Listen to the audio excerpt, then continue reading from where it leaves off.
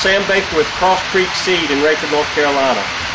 While many of you know us as a tobacco seed producer, what you may not realize we're also tobacco transplant producers. We at Cross Creek have 33 300-foot greenhouses. We seed each of those houses using our Transplant Systems high-speed drum seeder. It allows us to seed from between 25 to 40 trays per minute, depending on the speed that we need to accomplish during that time. This seeder gives us a lot of advantages to the other seeders that are on the market.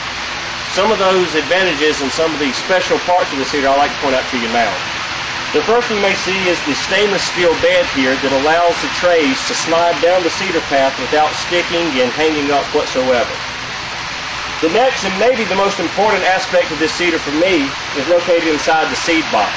While most seeders traditionally have a brush to keep the seed from going double into each dimple, this one has a felt roller that rolls counterclockwise. In doing so, it ensures that the seed drum stays clean and does not allow multiple seed to get stuck in each dimple.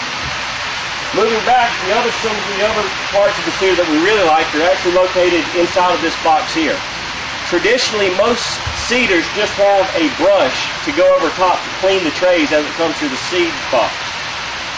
What happens with ours is we have both a brush that cleans the trays on top of it, but before it reaches that point, it actually has an auger located behind the seed brush. It actually augers off the excess dirt.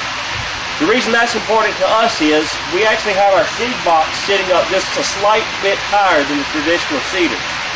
This allows for the soil not to be so compacted down into each one of the cells.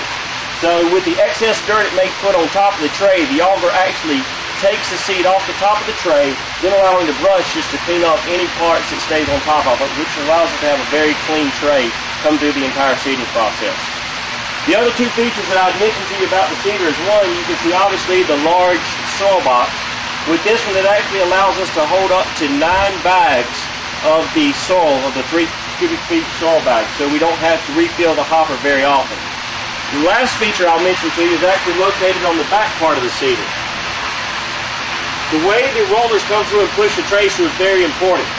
And with the speed this is going through, the changes the Transplant Systems put on it is a stainless steel bar that does all the pushing of the trays through it, one after another.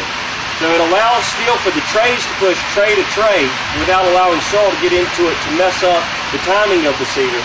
But with the stainless steel bar and the stainless steel rim around it, it allows the trays to push and push and push without squeezing and pinching. It allows the trays to push through naturally.